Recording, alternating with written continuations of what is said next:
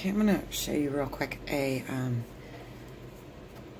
how to just whip out a standing stitch. All standing stitches start the same. A popcorn and a puff. So just to keep everybody from having to go look it up. So all standing stitches start the same no matter what they are. You start with a slip knot on your hook.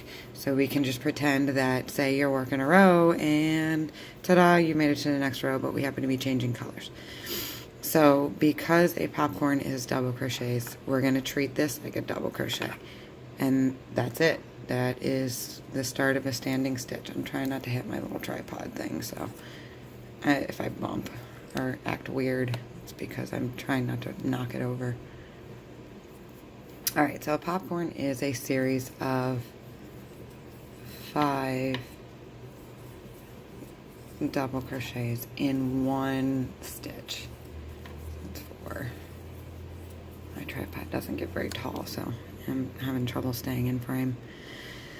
Okay, so you have 5 double crochets in one stitch, and then you pull that a little long, pop your hook out, stick it through the first one, pull it back through, and then chain 1. That is your first popcorn stitch. That chain 1 is always a part of the stitch. So if your pattern calls for, a popcorn, then chain 2, you make that, do your chain 1, and then you chain 2 more because that chain is a part of the popcorn. So we'll skip 2 because I chained 2. And then, there we go. So 1, 2, 3, 4,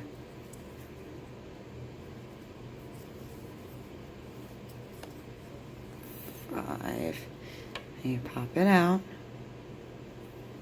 and popcorn 2 done. Now, because there's a little sample, and I wanted to show you a puff too, because puffs and popcorns, I use both of those a lot. I like the texture they give, and I think with this pattern I used a lot more puffs than I normally do. So, and not a whole lot of people know how to do them. Alright, a puff is the same way. So, you gotta yarn over, and then you gotta pull up long loops. So we'll do pull up a long loop 4 times. So that's 1. You gotta yarn over, 2, 3, 4. Alright, now, traditionally a puff has you pull through all the loops, like so, and then chain 1.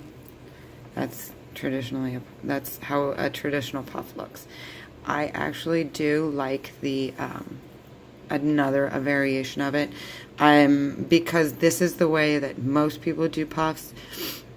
When I list them as a special stitch, this is how I tell you to do them, but how I actually do them, and I do this a lot. I have ways that I do them, but I tell people how to do them traditionally. It just saves people asking me questions and why I do it different. So a puff is you pull up a long loop. My yarn's tangled up. 3, pull up a long loop 4 times, okay? And then this is how I do them. You pull it all through all of the long loops, but you don't pull it through that last one. And then you treat it like a single. And I don't know, I just kind of like the finished look of that. I tell you to work around the post of the puff stitch a lot, and I like the way this one works better that way. So I'll show you that one more time. Maybe I'll show you that one one more time, just to save everybody some trouble. So, okay, pull up a long loop 4 times. Okay, we got 4, and then you pull through all of them but that last loop, and then you treat that, and then you do your chains to, however many chains you have to do to get to your next stitch, and then you do it again. So that's pretty basic. A standing stitch, a popcorn, another popcorn, and puffs done the real way and puffs done